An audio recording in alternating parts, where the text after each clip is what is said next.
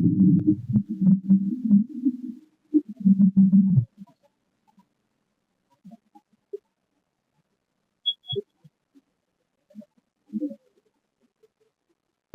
தலைவா, அனைவருக்கும் இனிய வணக்கம். இன்னைக்கு நம்ம இந்த ஒரு வீடியோவில் எதை பற்றி பார்க்க போறோம் அப்படின்னு பார்த்தீங்கன்னா, தமிழக அரசு போக்குவரத்து கழகங்கள்ல 30,000 காலி பணியிடங்களை நிரப்ப சொல்லி போராட்டத்துல ஈடுபட போறாங்க.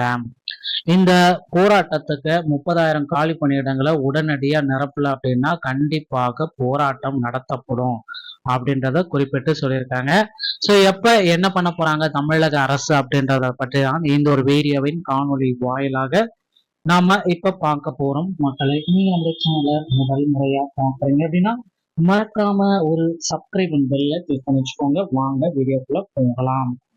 தமிழக அரசு போக்குவரத்து கழகத்துல பேருந்து கட்டணம் மக்கள் தினசரி பயன்படுத்தக்கூடிய அன்றாட கூலிகள் பயன்படுத்தக்கூடிய பேருந்து கட்டணத்தை தனியார் பேருந்துகள் தங்களின் சுய லாபத்திற்காக உயர்த்தி கொண்டிருக்கிறார்கள்.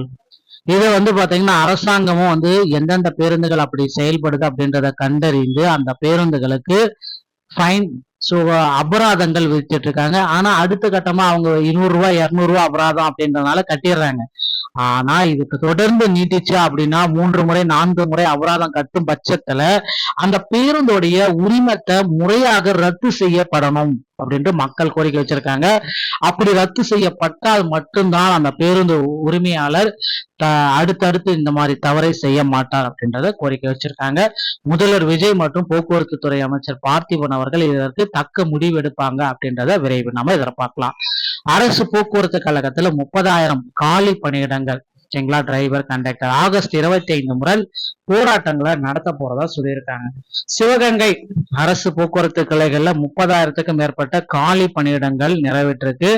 இதை நிரப்பியே ஆகணும் அப்படின்ற மாதிரி கோரிக்கைகள் ஒரு பக்கம் வலுந்து போயிட்டு இருக்கு. அப்படின்றதுனால தமிழகத்துல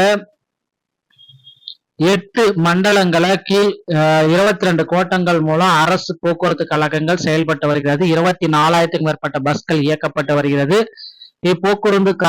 போக்குவரத்தின் கழகத்தின் கீழ் வரவை விட செலவு அதிகரிக்கும் பட்சத்தில் அதற்குரிய வித்தியாச தொகையை அரசு விடுவிக்க வேண்டும். பழைய பென்ஷன் திட்டத்தை அமல்படுத்த வேண்டும். ஓய்வூதியர்களுக்கு 2026 ஏப்ரல் முதல் ஆகஸ்ட் வரையிலான பலன்களை விடுவிக்க வேண்டும். அரசு போக்குவரத்து கழக தொழில்நுட்ப ஊழியர், கண்டக்டர், டிரைவர்களுக்கு 10 முதல் 15 மாதங்களாக நிலுவையில் உள்ள அகவிலைப்படியை வழங்க வேண்டும். வாரிசு வேலைக்காக பதிவு செய்த அனைவருக்கும் வேலை வழங்க வேண்டும். எலக்ட்ரிக் பஸ் இயக்கத்தை தனியாரிடம் வழங்குவதை தவிர்த்து அரசு போக்குவரத்து கழகம் மூலவே நடத்த வேண்டும். மாநில அளவில் தொழில்நுட்ப உதவியாளர், கண்டக்டர், டிரைவர் என 30,000 காலி பணியிடங்களை நிரப்ப அரசு நடவடிக்கை எடுக்க வேண்டும் என்பது உள்ளிட்ட 7 அம்ச கோரிக்கைகளை வலியுறுத்தி ஆகஸ்ட் 25 காலை 9 மணி முதல் ஆகஸ்ட் 26 9 மணி வரை 24 மணி நேர அளவில் 22 அரசு போக்குவரத்து கழக மண்டலங்கள் முன்பு தொடர் போராட்டம் நடத்த சங்கங்கள் முடிவு செய்துள்ளன.